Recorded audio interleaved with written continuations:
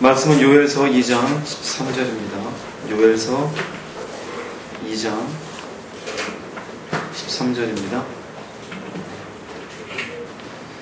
한 목소리로 합독하시겠습니다. 너희는 옷을 찢지 말고 마음을 찢고 너희 하나님 여호와께로 돌아올지어다. 그는 은혜로우시며 자비로우시며 노하기를 더디하시며 인애가 크시사 뜻을 돌이켜 재앙을 내리지 아니하시나니. 아멘. 옆에 분하고 인사하겠습니다. 주님의 이름으로 환영합니다. 만나서 반갑습니다.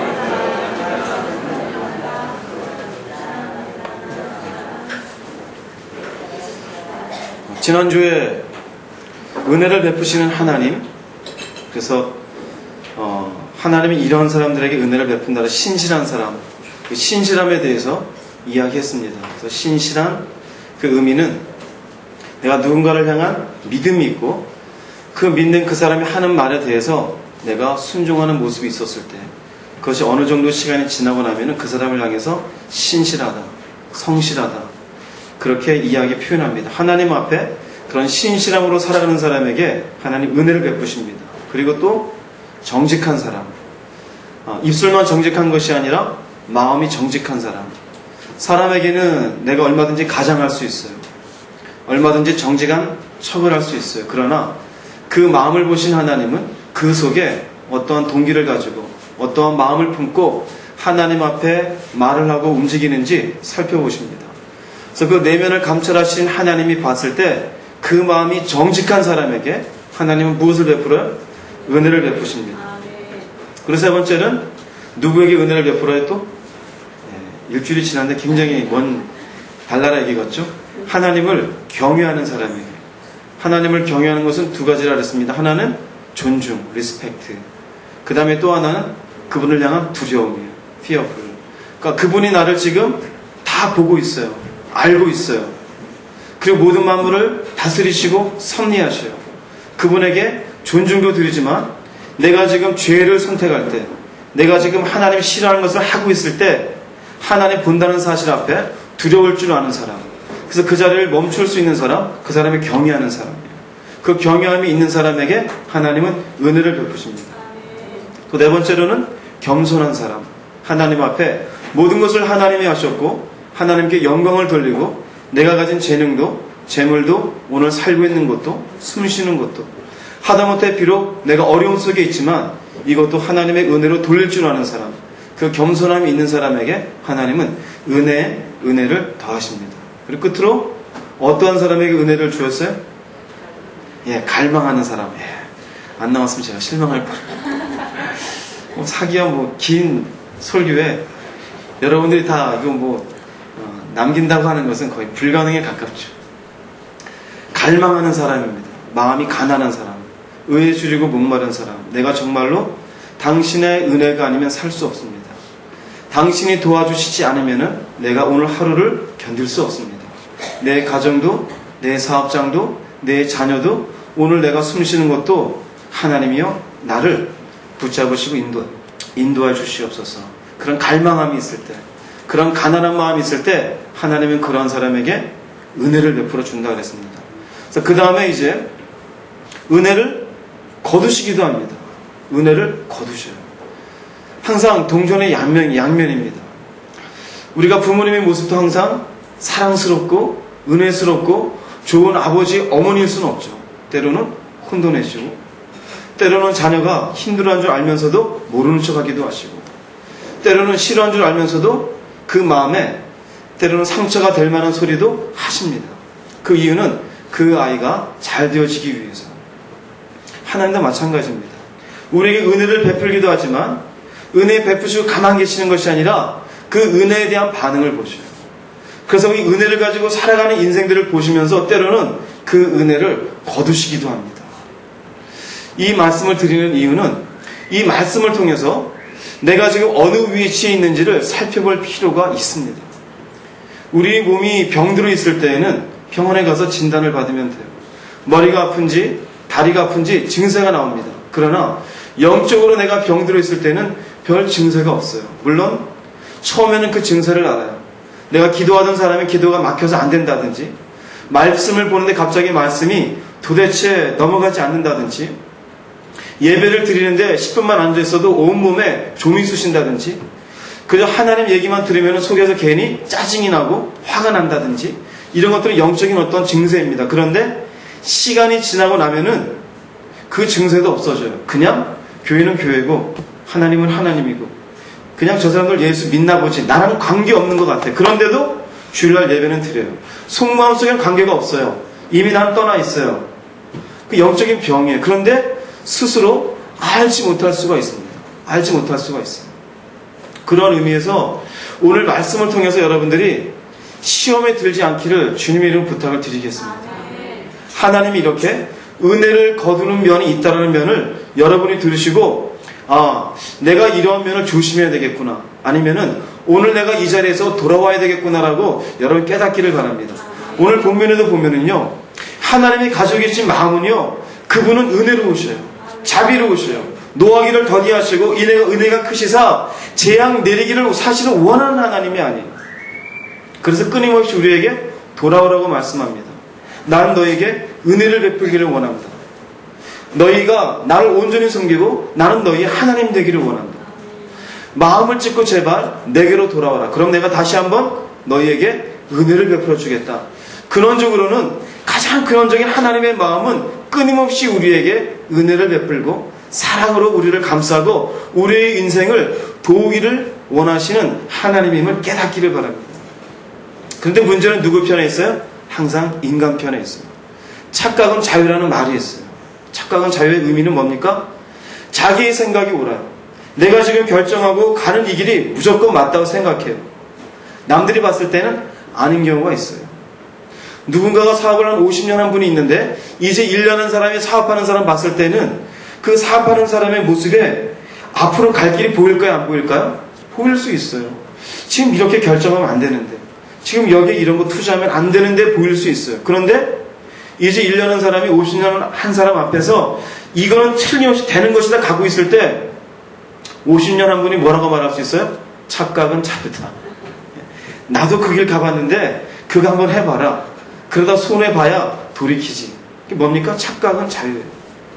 이제 중고등학교 된 아이들, 그 아이들 굉장히 자기들 생각이 똑똑한 줄 알아요. 그런데 대학교 다니는 형님이나 누님 봤을 때는 그 중고등학교 아이들 굉장히 머리치 들고 아주 똑똑한 체하고 그 세상에 자기밖에 없는 그 교만한 모습 사는 그 중고등학교 아이들, 어른들이 다 함부로 하는 그 아이들 머리를 이러고 쳐다보면은 보입니까? 안 보입니까? 보이죠. 아니, 대학생이 봤을 땐 보여요. 얘가 무슨 생각하는지. 그래. 그러고 가방 들고 다녀봤자 한번 봐라. 한번 몇 년 지나봐라. 그렇게 놀러 다녀봐라. 나중에 대학 시험 끝나고 네 인생 어떻게든 한번 보자. 인생이 이렇게 쉽게 열리나. 그런데 그 대학생 자녀를 둔 부모는 또 그 대학생이 보여요? 안 보여요? 보입니다. 아유, 철딱선이 없지. 착각은 자유예요. 자, 하나님 앞에 우리는 또 어떨까요? 착각은 자유예요. 나는 열심히 하나님을 잘 섬기는 것 같은데 아닐 수가 있어요. 성경을 보면 그런 게 분명히 드러나는 게 바리새인들이 대표적입니다. 바리새인들은요, 성경의 말씀을 아주 깨알같이 알고 있는 사람들이에요. 이 성경의 말씀을 누군가에게 알리는 사람이고 가르치는 사람이었어요.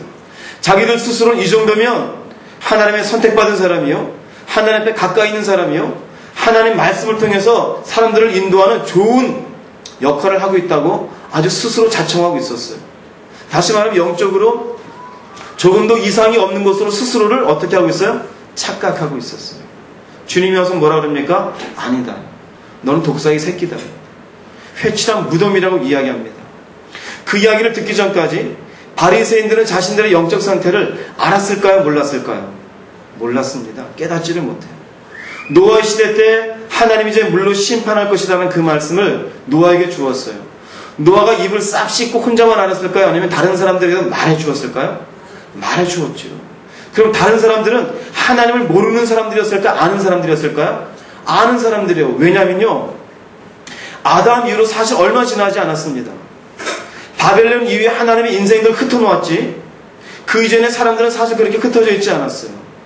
그런데 하나님을 알고 있는 족속들이요, 하나님을 향한 예비도 알고 있는데 하나님이 이제 인생들을 쓸어버리는 그 말 앞에 스스로들은 믿지 않습니다. 뭐하고 있었습니까? 착각하고 있었어요.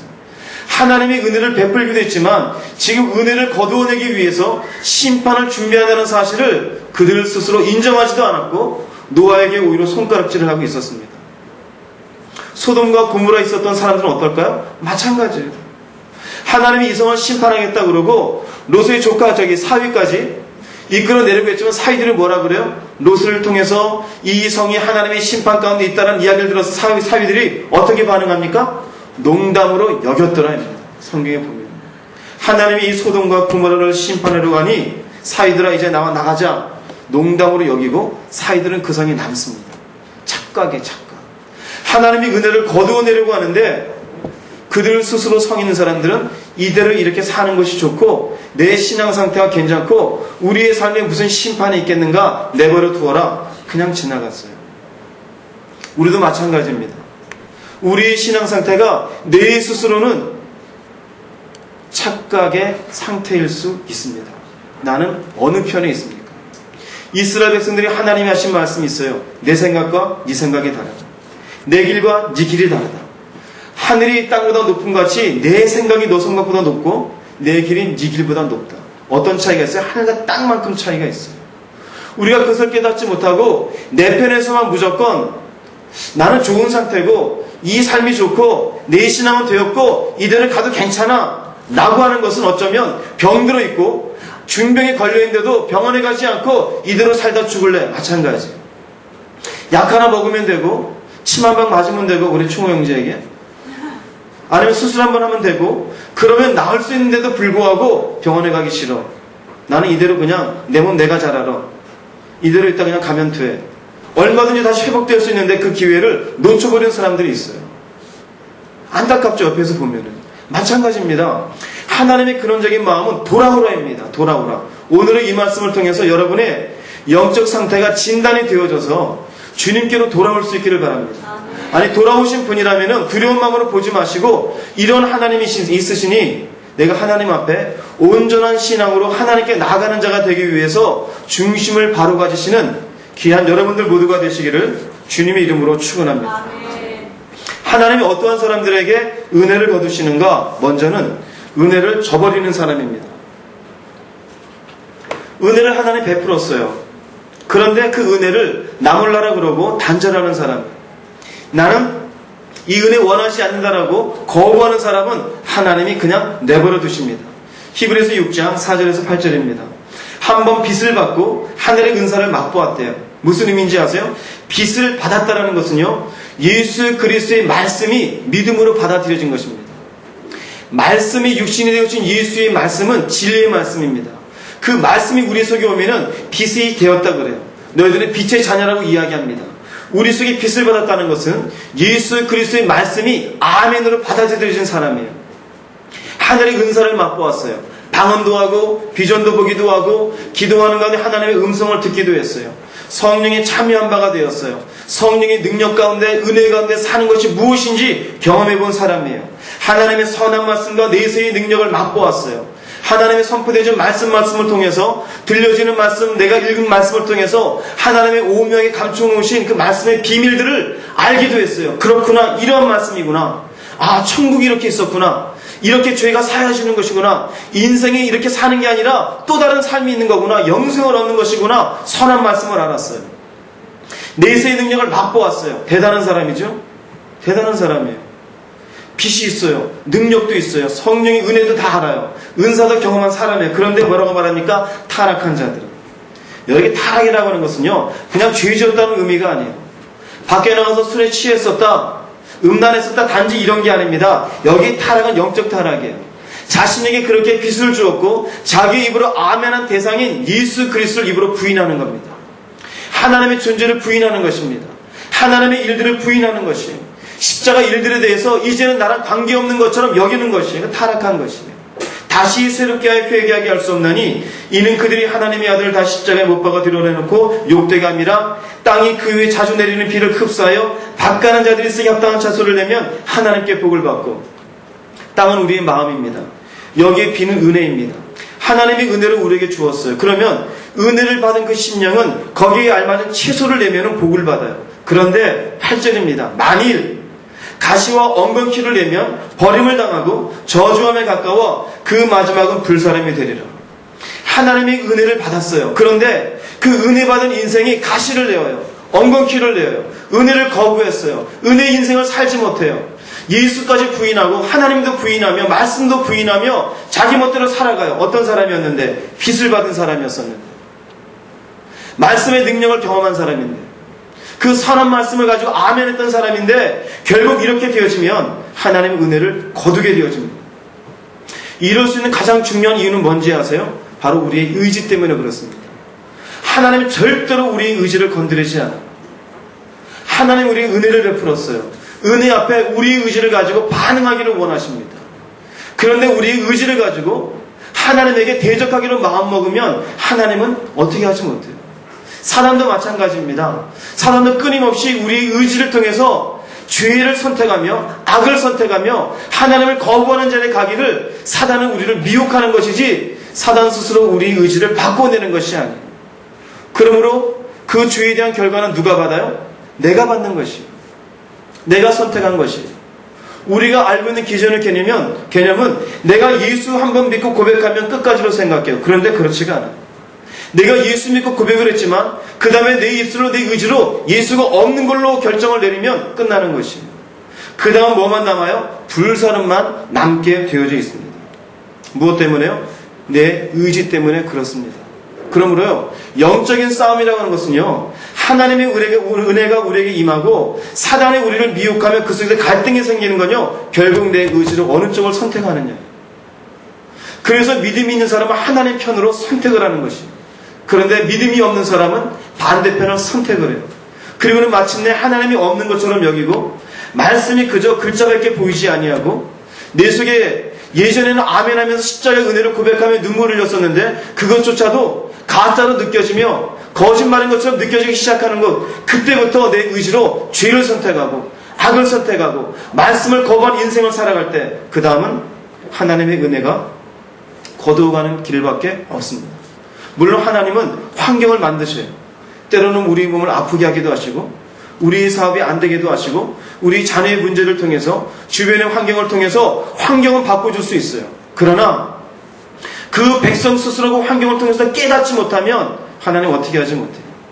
이스라엘 백성이 하나님의 은혜가 있음에도 불구하고 자기들 스스로 자기들 멋대로 나가게 될 때 하나님이 하시는 것은 주변 나라를 통해서 나라를 잃어버리게 하는 것, 아니면 기근이 생기게 하는 것, 전쟁을 일으키게 하는 것, 그것으로 깨닫기를 원하지 그 마음 스스로를 바꿔내는 것이 아니었습니다.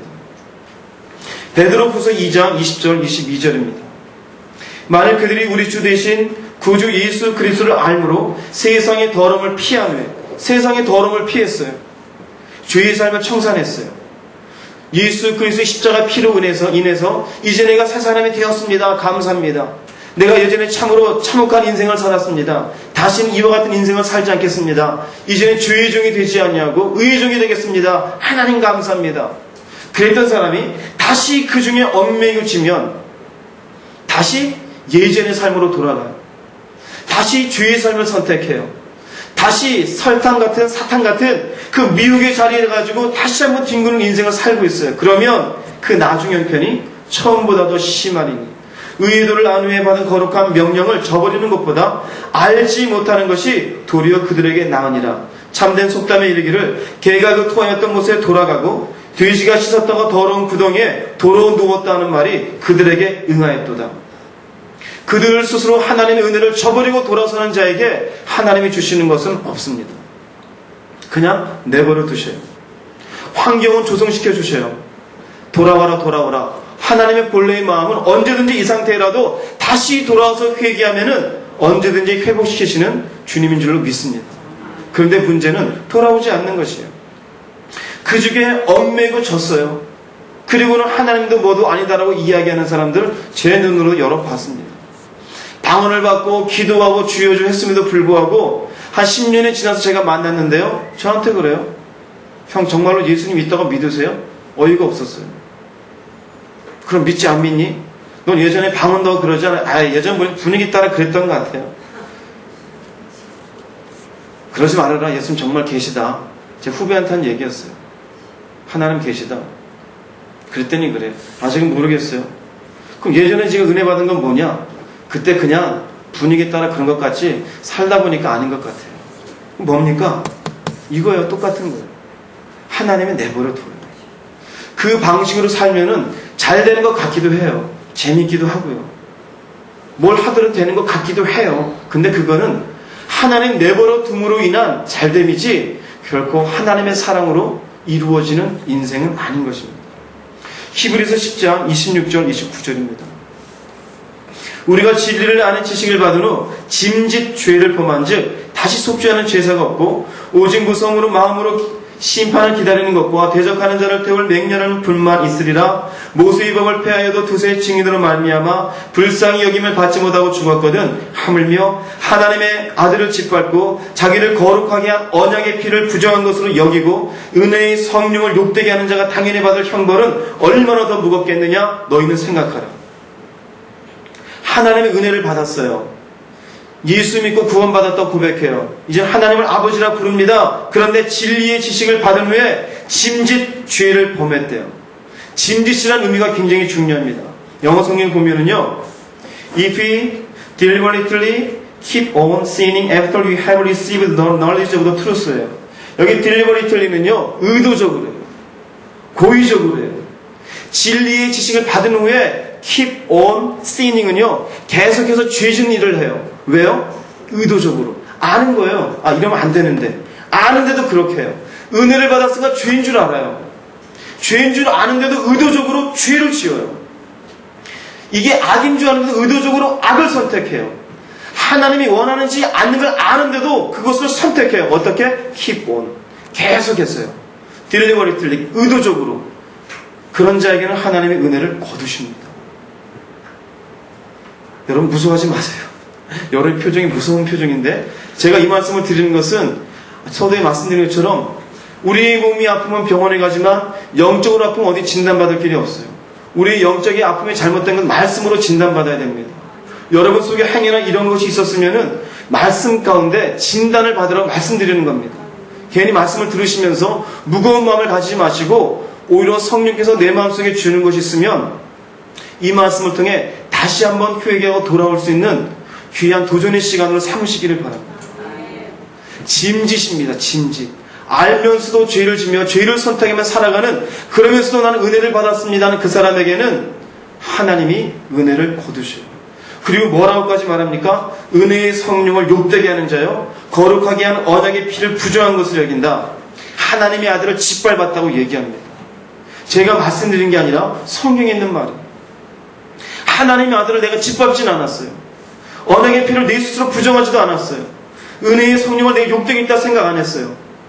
그런데 일부러 고의적으로 계속해서 죄가 죄인 줄 알면서도 그 길을 걸어가고 있으면 그 인생이 이와 같다라는 것입니다. 여러분의 삶에 이러한 모습이 있으면 하루속히 중단할 수 있기를 바랍니다.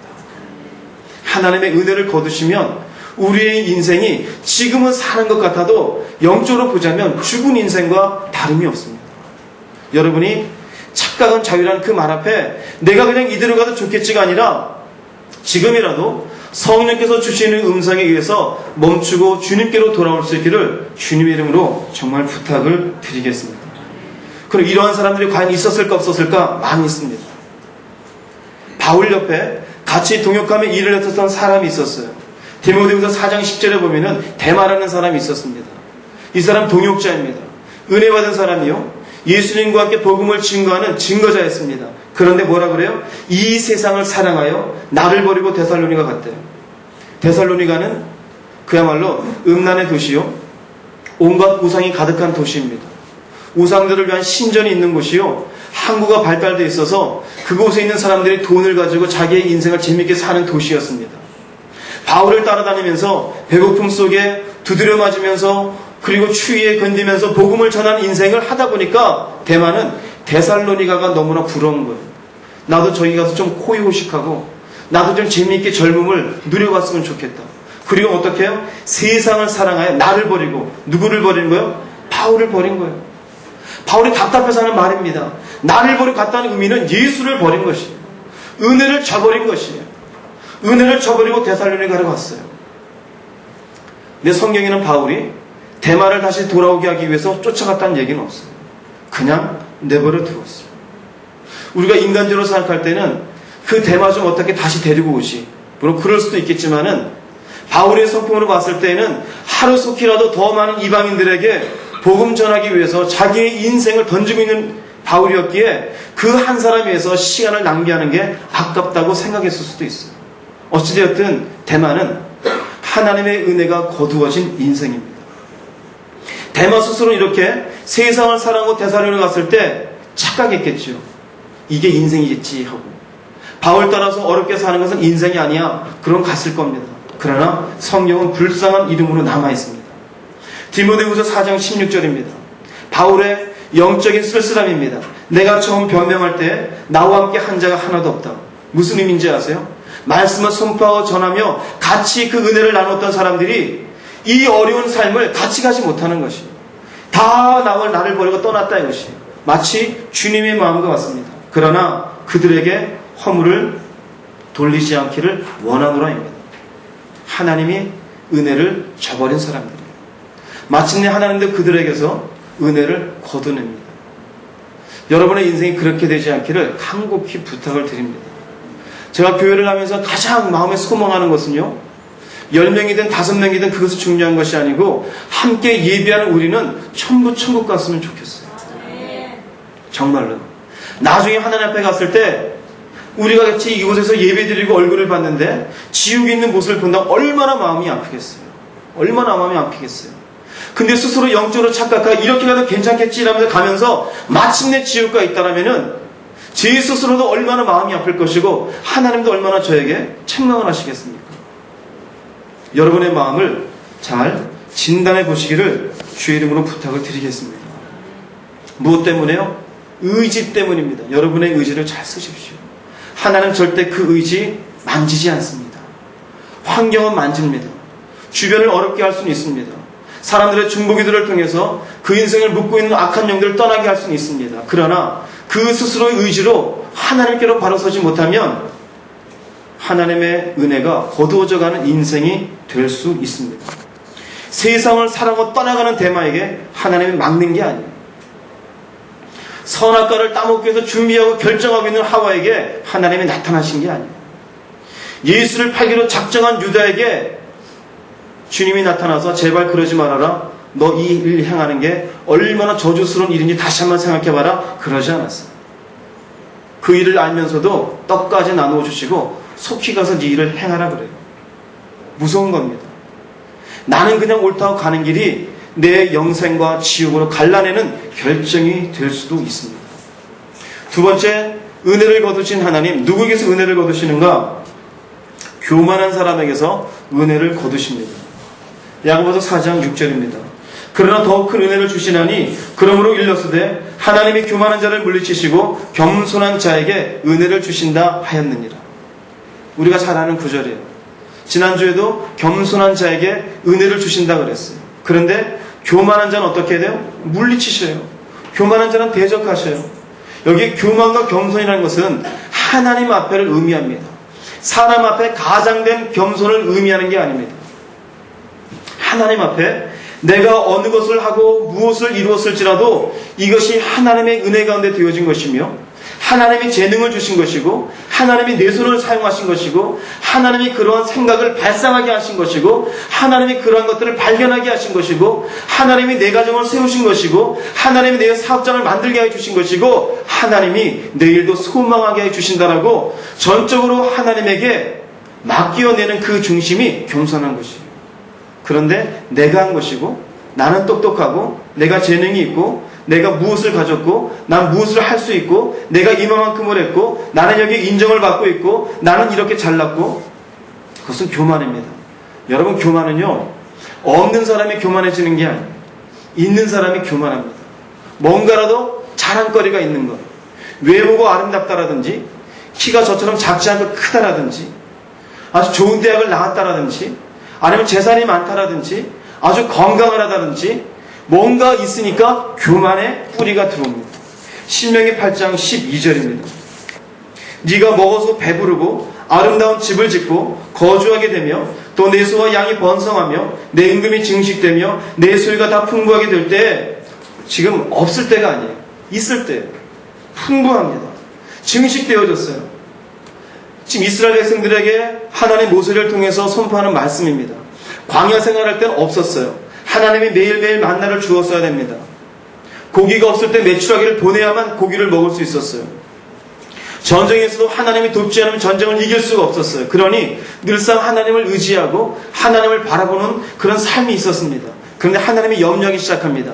이제 너희가 적과 꿀이 흐르는 가나안 땅으로 가게 되어지면 어떻게 될까요? 염려한다. 어떻게 될까? 교만할까 봐.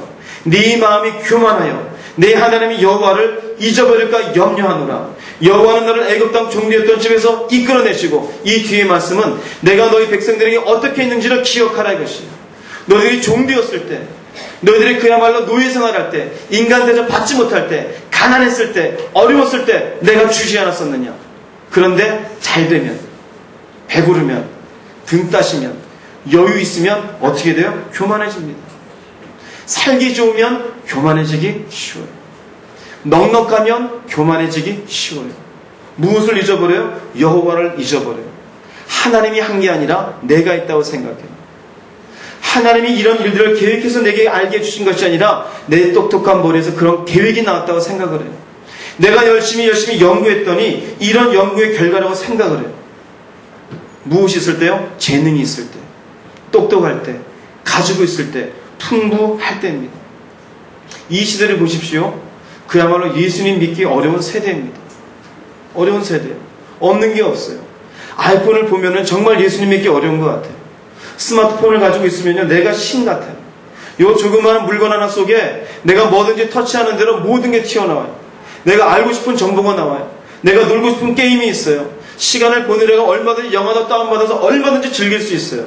그런데 구태여 보이지 않는 하나님 위해서 교회에 나와서 멍하게 앉아있는 것, 그게 뭐 하는 짓인지 전 바깥 세대들 이해 못해요. 내가 신이 되어져 있어요. 너무나 이 세상 재미있고 누리고 싶고 놀고 싶고 우리를 미혹하며 넘어지게 하는 것들은 얼마나 많은지 모릅니다. 잊어버리기 쉬운 세대예요. 하나님 풍부해져 있습니다. 문화도 우리는 굉장히 많이 융성해졌다 그럽니다. 발전됐다 그럽니다. 그러나 영적으로 보자면 그 풍부함이 우리를 교만하게 만들어요. 마치 바벨탑을 쌓았던 인간들처럼 지금 이 세대의 과학 문명은 또 다른 보이지 않는 바벨탑을 쌓고 있어요. 교만해지고 있습니다. 하나님을 잊어버리고 있습니다. 그저께인가에 제가 인터넷 뉴스를 보면서 깜짝 놀란 게 있었어요. 어느 과학자가 말하는데 내년 하반기쯤 6월쯤 되면은 인간의 근원이 어디서 시작되었는지 분명하게 밝힐 수 있다는 내용이 나왔어요. 인간의 근원이 어디서 나왔는지 그 근원을 밝혀주겠다. 내년 6월달. 그리고 그게 나왔어요. 그게 뭐겠어요? 결국 뭐 유전자에 의해서든 아니면은 진화론에 의해서든 자기네들 나름대로 논리에 의한 것을 이야기하겠지요.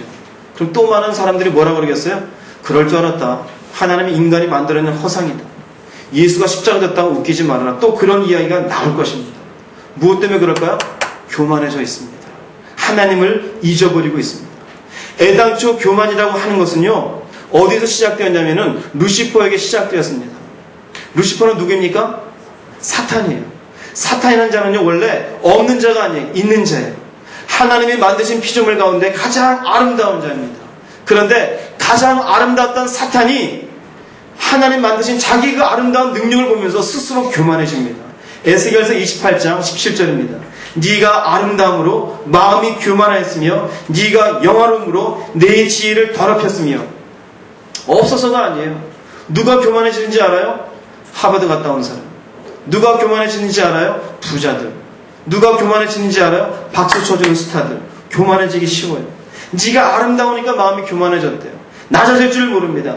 하나님 말합니다. 내가 너를 땅에 던져 열왕 앞에 두어 그들의 구경거리가 되게 하였도다. 어떻게 마음이 교만해졌는지 아세요? 이사야 14장에 답이 있습니다.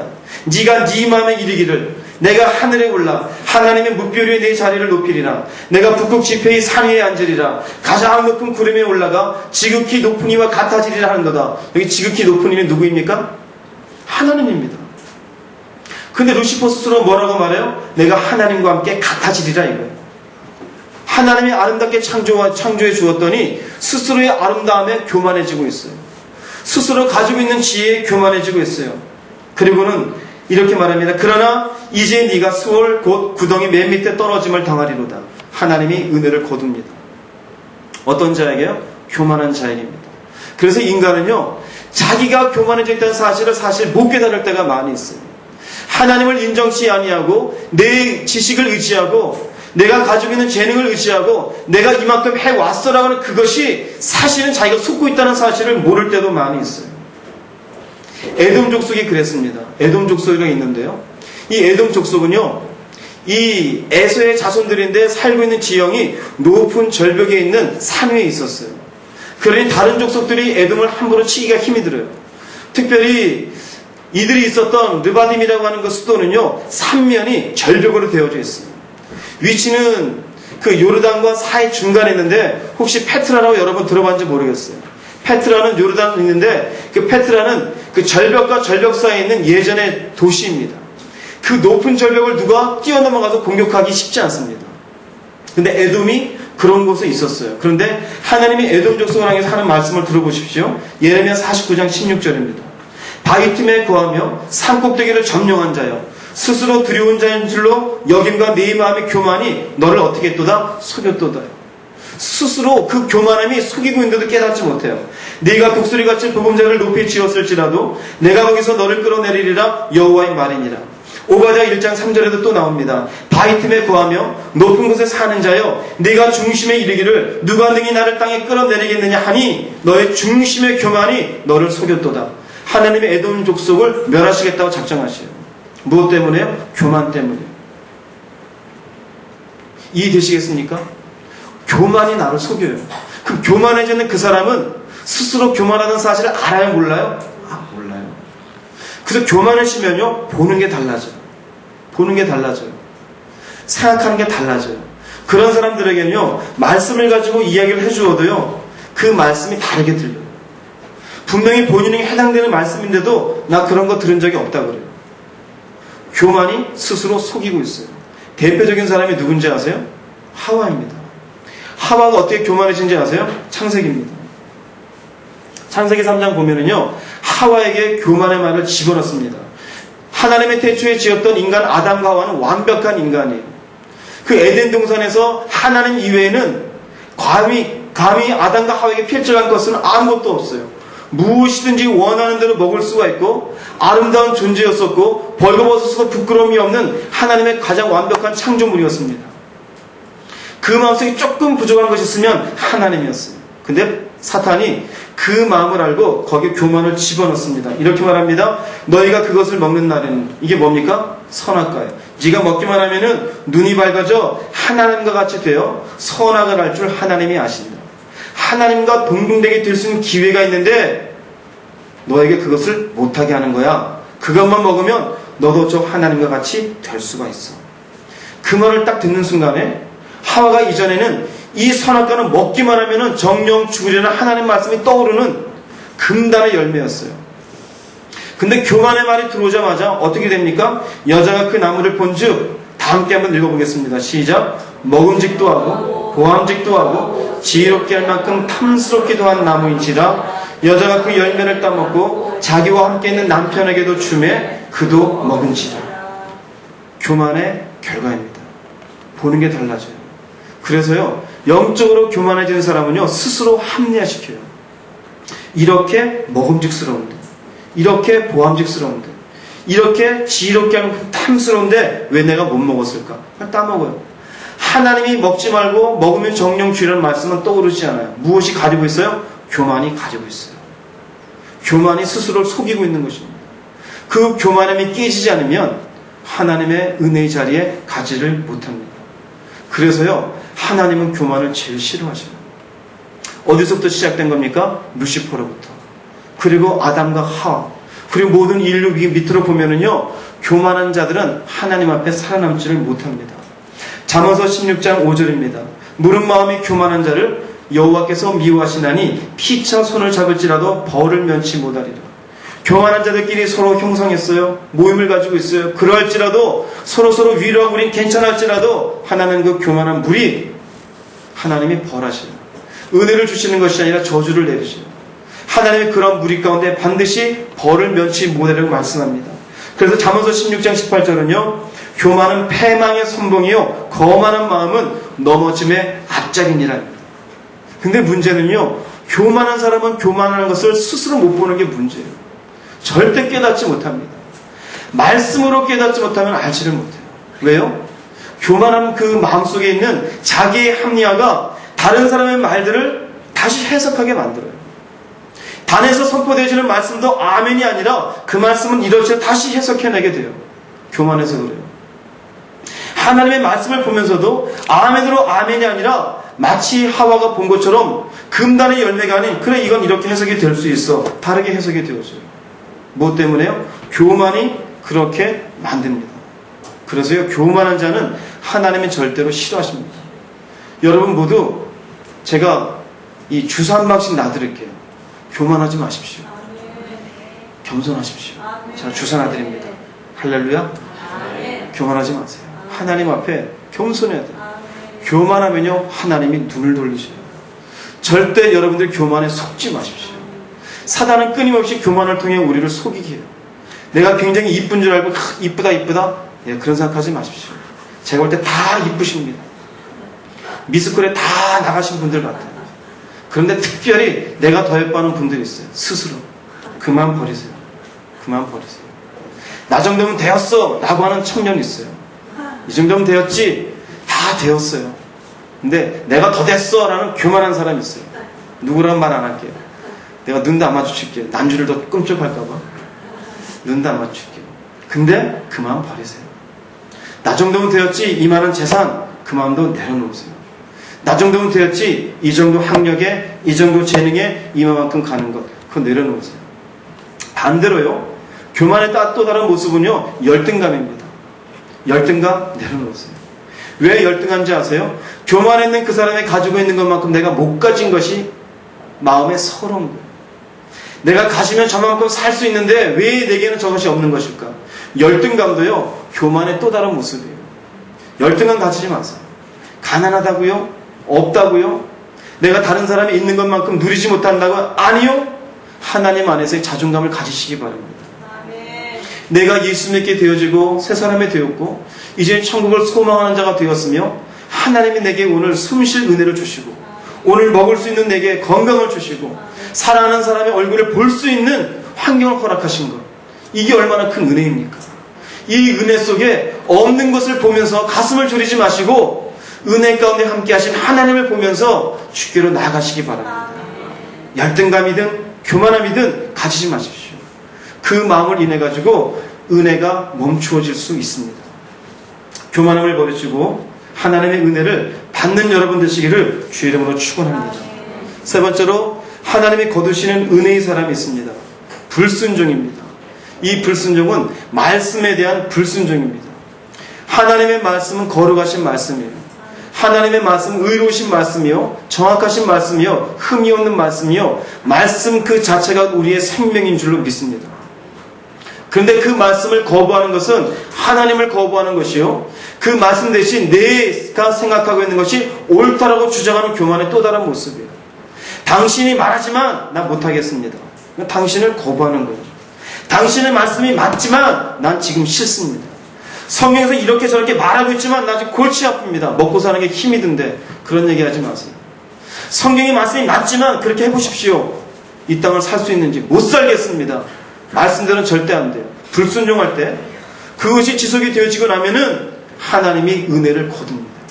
여러분, 하나님의 말씀하시면 이것이 내게는 가시 같은 말일지라도 순종할 수 있는 여러분 되시기 바랍니다. 그런 분에게 은혜가 임합니다. 내게는 가시 같고 내게는 듣기 싫고 나는 보고 싶지 않은 말씀이다 거부하게 되어지면은 그로 인한 하나님의 은혜에 거두심이 있습니다. 민수기 32장 11절이에요. 애굽에서 나온 자들의 20세 이상으로는 한 사람도 내가 아브라함과 이삭과 야곱에게 맹세한 땅을 정령히 보지 못하리니 이는 그들이 나를 온전히 순종치 아니하였음이니라. 무슨 말이냐면요, 이스라엘 백성들이 광야에서 이제 가나안 땅 가고 있는데 가나안 땅을 가려고 하니까 그곳이 어떤 땅인지 궁금합니다. 정탐꾼을 보냅시다. 정탐꾼을 보내었어요. 정탐꾼 갔다 온 사람 중에 10명의 사람이 여호수아와 갈렙은 저들은 우리의 밥이라고 말했지만 10명의 사람이 아닙니다. 저들을 보았더니 저들은 장대한 백성입니다. 네피림의 후손입니다. 그들에 비하면 우리는 메뚜기 같습니다. 이 소리를 듣고 온 이스라엘 백성들이 불신앙에 의해서 불평과 원망을 합니다. 모세와 여호수아와 갈렙을 향해서 돌을 들어 치려고 했어요. 그때 하나님이 진노했었어요. 진노하시면서 하신 말씀이 결국 나중에 그들을 다시 용서하시고 가나안 땅 가도록 허락을 하시지만, 허락하는 대신에 20세 이상으로는 아브라함과 이삭과 야곱에게 맹세한 땅을 정령이 보지 못할 것이다. 결단코 보지 못할 것이다. 마침내 40년의 시간이 지나는 동안 20세 이상 된 사람들은 광야에서 다 죽었어야만 됩니다. 그 이유가 무엇입니까? 하나님의 말씀을 순종치 아니했기 때문입니다. 어떤 말씀이었어요? 아브라함에게도 이삭에게도 야곱에게도 이 땅을 너에게 주겠다. 가나안 땅을 너에게 주겠다. 조상 대대로 내려온 하나님의 언약의 말씀이었습니다.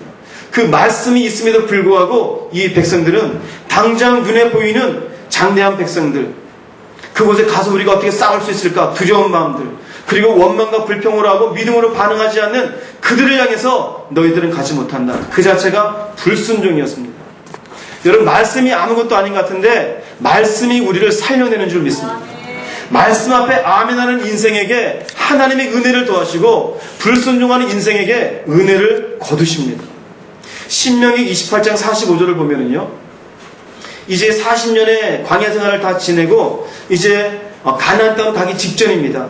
직전에 하시는 말씀이 네가 네 하나님 여호와의 말씀을 순종치 아니하고 내게 명하신 그 명령과 규례를 지키지 아니하므로 이 모든 저주가 내게 임하고 너를 따르고 내게 미쳐서 필경 너를 멸하리니. 이 신명기 28장은요 사실은 전체적으로 복의 장이에요. 먼저는 복의 말씀이 있습니다. 우리가 잘 아는 말씀이 있어요. 네가 들어가도 복을 받고 나가도 복을 받고, 성읍에서도 복을 받고 들에서도 복을 받고, 떡방주 그릇이 복을 받고 광주리도 복을 받고, 우리가 아는 말씀이에요. 그 전제가 뭔지 아세요? 네가 여호와의 말씀을 순종하면, 네가 여호와의 말씀을 지켜 순종하면 들어가도 복을 받고요. 우린 그것은 떼놓았어요. 근데 그 뒤에 있는 말씀이 뭔지 아세요? 여호와의 말씀을 순종치 아니하면, 이것은 나중에 결론적으로 하는 얘기고, 그 뒤에는 여러분들 나중에 보시면요, 여호와의 말씀을 순종치 아니하면 들에서도 저주를 받고 성읍에서도 저주를 받고 들어가서도 복을 받고 나가서도 복을 받는다. 저주를 받는데 복이 아니고, 들어가도 저주를 받고 나가도 저주를 받고 성읍에서도 저주를 받고 들에서도 저주를 받는데, 어떻게 하면은요, 말씀을 지켜 순종하지 아니하면요. 여기 이 말씀에는요 이미 과거형으로 표현되었어요. 지키지 아니함으로. 이미 이스라엘 백성들이 가나안에 들어가서 하나님의 말씀을 순종치 아니할 것을 주님은 알고 계셨어요. 그래서 이 말씀을 남깁니다. 지키지 아니함으로 저주가 임할 것이다라고 말씀하고 있어요. 말씀의 순종입니다. 여러분이 하나님의 들려진 말씀 앞에 순종할 수 있기를 바랍니다. 불순종한 인생에게는 하나님이 은혜를 거두십니다. 근데 그 은혜를 거두신다는 게 당장 우리의 삶에는 큰일 나는 것 같이 보이지가 않아요.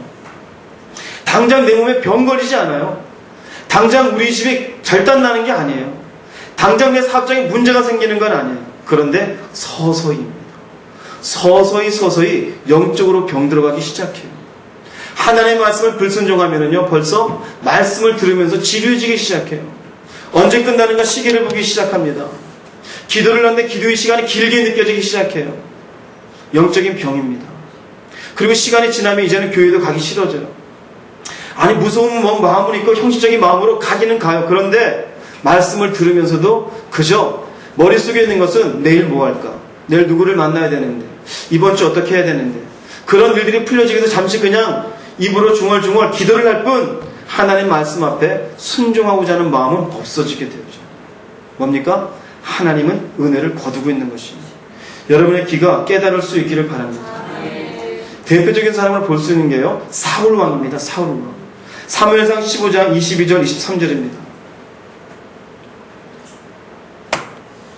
사무엘이 이르되 여호와께서 번제와 다른 제사를 그의 목소리를 청종하는 것을 좋아하심같이 좋아하시겠나이까? 순종이 제사보다 낫고 듣는 것이 수리향의 기름보다 나오니. 우리가 아는 말씀이에요. 왜 이런 말씀이 나오냐면요, 아말렉과의 전쟁이 있었는데 하나님이 사무엘 선지자를 통해서 아말렉과 전쟁에 내가 함께 해주겠다. 그 대신에 너희는 어느 하나도 남기지 말고 싹 다 죽여라. 양도 남기지 말고 소도 남기지 말고 사람도 남기지 말고 다 죽여라. 그 이유는 따로 있습니다. 아말렉 족속이 광야 때부터 이스라엘 백성을 계속 지배와 괴롭힌 역사가 있어요. 그로 인해서 사울 왕과 전쟁 속에 하나님은 아말렉을 완전히 역사에서 지워보기를 원했습니다. 그런데 사울 왕은 살진 소를 남기고 살진 양을 남기고 그리고 아각 왕을 살려두었어요. 그랬더니 하나님이 진노하는 겁니다.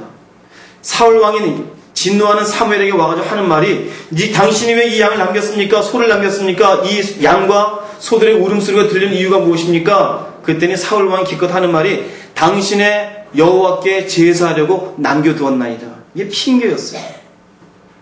그랬더니 그때 사무엘이 하는 말이 이거입니다.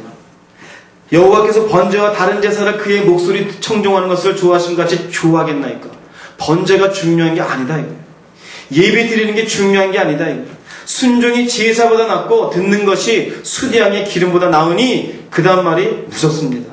이를 거역하는 것은 하나님의 말씀을 거역하는 것은 점치는 죄와 같대요. 점치는 죄는 뭔데요? 무당에 가가지고 점치는 거예요. 내 미래가 어떻게 될 건지 내 사업이 잘 건지 점 좀 쳐주세요. 구태달라는 거예요. 근데 그것하고 똑같다는 거예요. 어떻게 할 때? 하나님 말씀을 거역할 때요. 완고한 것은 사신 우상에게 절하는 죄와 같다. 완고한 것은요, 말씀이 있음에도 불구하고 거부하는 것이에요. 분명히 하나님 말씀이 이렇다는데 스스로 교만해 그 말씀을 아니다라고 판단하는 거예요. 난 못하겠다. 그렇게 어떻게 사느냐? 완고한 것은 우상에게 절하는 건 뭡니까? 하나님이 아닌 살아있는 다른 우상에게 비난이다 하는 것하고 똑같다라는 것이에요. 그러고 말합니다. 왕이 여호와의 말씀을 버렸으므로 여호와께서도 왕을 버려 왕이 되지 못하게 하셨나이다. 은혜를 거두시는 거예요. 이때가 언제냐면요. 아직 다윗이 사울 뒤를 이어서 기름 부음 받기 전입니다. 다윗이 기름 부음 받은 것은 사무엘상 16장이에요. 자, 그러면은 사울 왕에게 회개할 기회가 있었을까요? 없었을까요? 있었어요. 하나님의 말씀으로 사무엘을 통해서 하신 것은 여호와께서 너를 버렸다. 그러면은 어떻게 해야 될까요? 회개를 해야 되죠. 서두에 말씀드렸죠. 하나님이 원래 근원적으로 가지고 계신 마음은 은혜 베풀고 싶어 하셔요. 돌아오라입니다. 마음을 찢고 내 글에 돌아오라입니다. 사울에게도 마찬가지입니다. 그런데 사울은 이 말을 듣고도 회개하는 게 없어요. 다윗이 왕이 되기 위해서 기름 부음 받은 게 17살입니다. 그리고 다윗이 왕위에 올라간 게 사울을 뒤에 이어서 왕이 올라간 게 30살 때입니다. 이때 이후로도 10년이 넘는 세월을 하나님은 내버려 두셨어요. 사울이 왕위에 있는 것을 그대로. 근데 사울은 스스로 자기 왕자리에 있는 것에 그냥 만족하고 있어요. 그리고 하나님이 자기를 향해 가지고 있는 마음을 생각지 아니하고 다윗이 자기의 자리를 호시탐탐 노린다 생각하고 다윗 죽이기 위해서 인생을 허비한 게 사울이었습니다. 뭡니까? 착각은 자유였어요. 하나님이 무엇 때문에 사울에게 진노하고 있는지 알지를 못해요. 하나님께 얼른 나와서 회개하며 내가 다시 한번 주 앞에 서기를 원합니다라고 고백을 했더라면 아마 성경에 다른 이름으로 다른 모습으로 기록이 되었을 겁니다. 우리도 중요합니다. 하나님이 내게 주시는 말씀 앞에 여러분 귀를 기울이실 수 있길 바랍니다. 멈추라 그러면 멈추십시오. 가라 그러면 가십시오. 취하라 그러면 취하시고요. 포기하라 그러면 포기하십시오. 그 말씀을 거역하는 것은 오늘의 말씀과 같이 점치는 것과 같다 그래요. 완고한 것은 우상에게, 살아있는 우상에게 절하는 것과 같다는 것이에요. 내가 단순하게 싫습니다가 아니에요. 하나님은 그렇게 여기시는 것입니다. 불순종하는 인생에 그러므로 은혜를 거두십니다.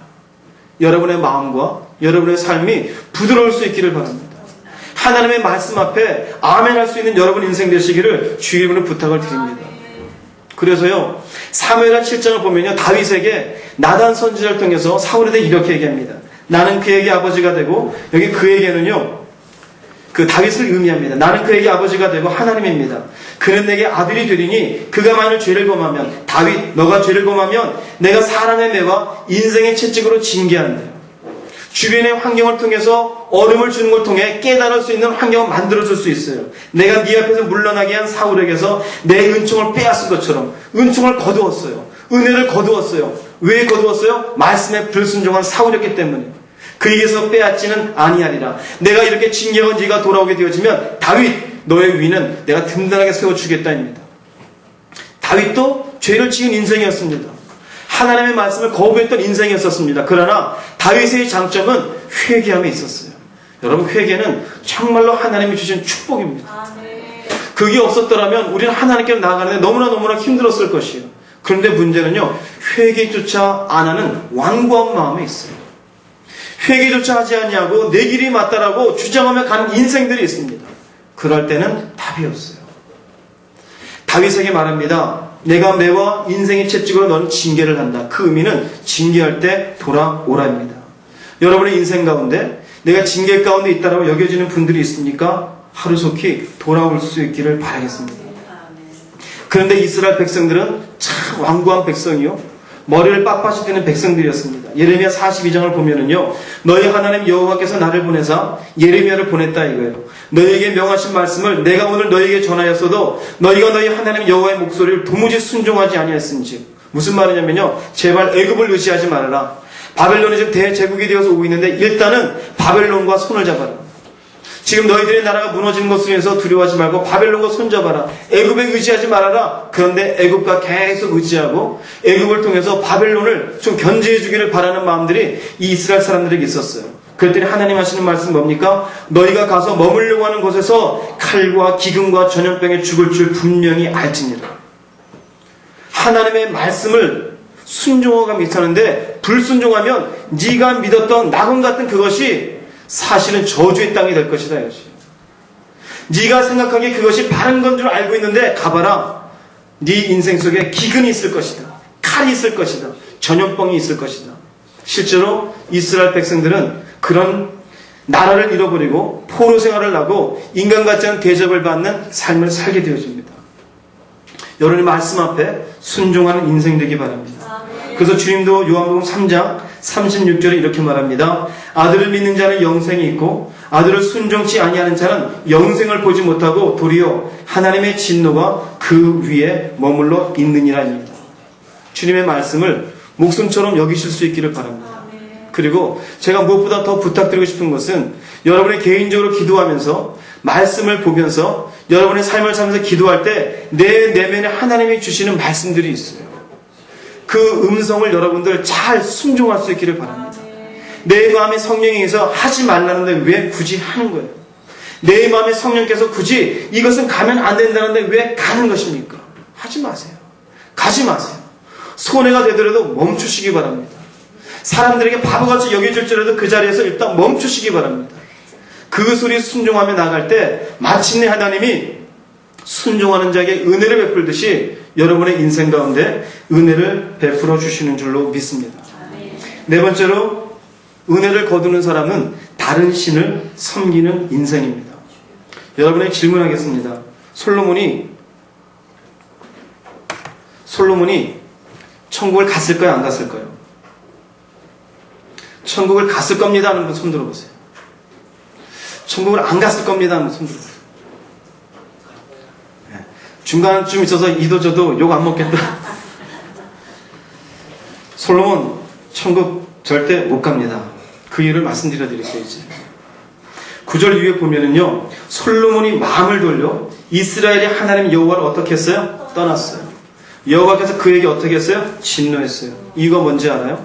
처음에는 하나님의 큰 은혜를 받았어요. 지혜를 받았고 스스로도 납게 여겼어요. 그런데 솔로몬은 그 다음 그 지혜를 가지고 스스로 교만해졌어요. 그 지혜로 이 이스라엘 나라를 든든하기 위해서 이웃에 있는 수많은 족속들과 결혼을 합니다. 그리고는 많은 여자들을 아내로 삼고 그 아내가 가지고 온 우상들을 이스라엘 땅에 만들고 그 우상을 섬기기 시작합니다. 보십시오. 여호와께서 일찍이 2번이나 그에게 나타나시고 이 일에 대하여 명령하서 다른 신을 따르지 말라. 회개할 기회를 주셨어요? 안 주셨어요? 주셨어요. 2번이나 나타났대요. 그가 여호와의 명령을 지켰어요? 안 지켰어요? 지키지 않았으므로 여호와께서 솔로몬에게 말씀하시되 네게 이러한 일이 있었고 또 네가 내 언약과 내가 네게 명령한 법도를 지키지 아니했으니 내가 반드시 이 나라를 네게서 빼앗아 내 신하에게 주리라. 이 말씀 읽기 이전에요, 8절까지 어떤 말씀이냐면은 솔로몬이 섬겼던 신들의 모습이 나와요. 아스타롯이 있었고요, 암몬 사람의 여인이 와서는 밀금을 가져왔는데 그 밀금을 섬깁니다. 몰록을 섬깁니다. 모압 사람이 여인이 가진 금옷으로 또 섬깁니다. 아예 산당까지 만들어 놓고 그 앞에 가서 분양하고 제사했다는 말씀이 있어요. 누가요? 하나님의 은혜를 받았었던 솔로몬인데요. 하나님이 이후에도 없고 이전에도 없을 지혜를 주었던 솔로몬인데도 자기의 마음대로 하나님이 아닌 다른 것 신을 섬겼어요. 이 솔로몬이 그럼 천국 가 있으면 말이 됩니까? 안 됩니까? 말이 안 돼요. 이방 신을 섬기고 다른 신을 섬기는 자에게서는 하나님은 은혜를 거두십니다. 여호와께서 진노하시요. 그래서 재밌는 사실이 뭔지 아세요? 비하인드 가버먼트에 있는 그 프리메이슨이 있죠. 그 사람들이 프리메이슨 의식을 할 때 그들이 섬기는 최고의 신이 뭔지 아세요? 대상이 솔로몬이에요. 솔로몬. 그 솔로몬의 지혜를 달라고 의식을 치러요. 그런데 우리는 교회 안에서 뭐라 그래요? 자녀를 놓고 기도할 때 솔로몬 같은 지혜를 주시고 그러죠? 아니요. 그 옳은 기도 아닙니다. 물론 그가 정상적이었을 때 남겨놓은 말씀들을 통해서 우리가 좋은 교훈을 받을 수 있어요. 그런데 이 아이가 솔로몬 같은 인생이 되게 여러분 그렇게 하지 마세요. 솔로몬 같은 인생이 되면 안 됩니다.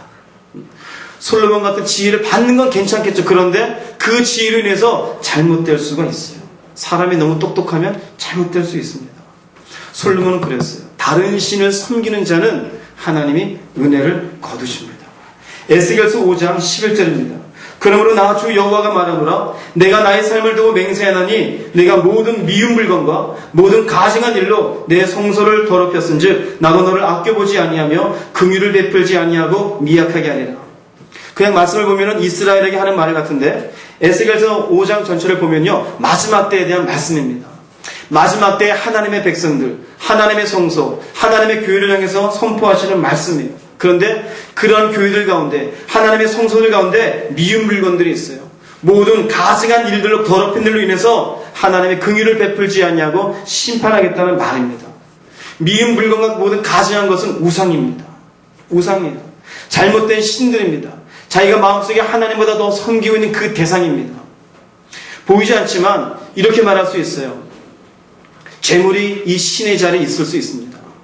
교회라는 이름으로 번듯이 있으면서 그 교회를 물질주의와 자본주의와 그리고 성장주의로 가득히 채워놓고 교회를 운영한 일, 그것은 미운 물건과 가증한 일로 성소를 더럽히는 일입니다. 하나님의 성소는 깨끗해야 돼요. 말씀으로 깨끗하고 그분의 거룩함이 유지될 수 있어야 되며 어떤 인간적인 생각과 어떤 인본주의적인 사상으로 무장되어서는 안 됩니다. 물론 일반적인 상식은 통용되어야 되겠죠. 그러나 가장 중요한 것은 말씀에 의해서 운영되어지고 하나님의 사람들이 모여 주께 완전히 그 마음을 내어드려 예비하는 것이 교회가 될 수 있어야 됩니다. 마지막 때에 미운 것과 가증한 것이 성소를 더럽힌대요. 하나님의 말씀과 관련 없는 것들이 교회를 더럽히고 예배를 더럽히고 하나님 받으실 것들을 가로채는 일들이 있을 때 하나님은 은혜를 거두십니다. 우리의 인생 가운데 그러한 일이 없기를 정말 부탁을 드립니다. 요나서 2장 8절과 9절입니다. 거짓되고 헛된 것을 숭상하는 모든 자요. 이것은 우상만을 얘기하는 게 아닙니다. 내 속에 다른 것들을 하나님보다 우위에 두고 있는 것들이에요. 하나님을 의지하며 하나님을 붙잡고 하나님을 바라보며 가는 것이 아니라 사람을 붙잡고 물질을 붙잡고 자식을 붙잡고 재산을 붙잡고 자녀를 붙잡고 남편을 붙잡고 다른 무엇인가를 붙잡고 가는 자들은 자기에게 베푸신 은혜를 버렸다고 표현해요. 헛된 것들을 숭상하는 것입니다. 그러나 요나는 말합니다. 나는 감사하는 목소리로 주께 제사를 드리며 나의 소원을 주께 갚겠나이다. 구원은 여호와께 속하였나이다. 요나가 주의 말씀을 거부하고 다시 들어가는 배를 타고 가다가 그 풍랑을 만났을 때 뱃속에서 하는 회개의 기도입니다. 따져보면 내가 그런 헛된 것을 숭상하는 인생이었다는 고백도 됩니다. 하나님 말씀을 거부하며 떠났던 자기의 인생, 우리식으로 고백하면은요, 내 마음속에 지금 몸은 여기 와서 예배는 드리지만 내 마음속에 내가 말씀보다 더 의지하는 무엇인가 붙잡고 살아가고 있으면 헛된 것을 숭상하고 있는 것이죠. 내가 이곳에서 주여 주여는 하지만 그 주여 주의 고백보다 더 큰 무엇인가가 내 인생의 표대가 되어져서 그것을 붙잡고 가고 있으면 그 표대는 거짓되고 헛된 것이에요. 그것을 내려놓으십시오. 은혜를 하나님께서 거두어 가실 수가 있습니다. 빌립보서 3장 19절입니다. 저희의 마침은 멸망이요 저희의 신은 배래요. 여기에 배는요 우리의 배를 의미합니다. 배가 이 스토마크, 여기 배를 의미해요. 무슨 의미인지 아세요? 그저 자기 배 불리기 위해서 인생 살아가는 삶입니다. 내 배고프면, 내가 손해보면, 내가 누군가에게 어려움 당하면 복수를 10배로 100배로 갚겠다. 이 창세기 보면 남에게 그랬죠. 남에게 그런 고백을 했었어요. 내 삶을 위해서 내 인생은 사는 것이다. 자기의 배가 신인 사람이에요. 내가 내 옷 사기 위해서, 내가 내 노트북 사기 위해서, 내가 내 차 사기 위해서, 내 인생 좋은 거 먹고 즐기기 위해서 가는 인생, 배가 신이 되어져 있어요. 저희의 마침은 멸망입니다. 우리는 그것을 신이라고 생각 안 해요. 하나님만을 바라보고 다른 것들 가면 그냥 괜찮다고 생각해요. 근데 교회는 나오면서도 그 배가 신된 사람이 있어요. 이기적이에요. 하나님 앞에 조금 더 자기는 양보할 줄을 몰라요.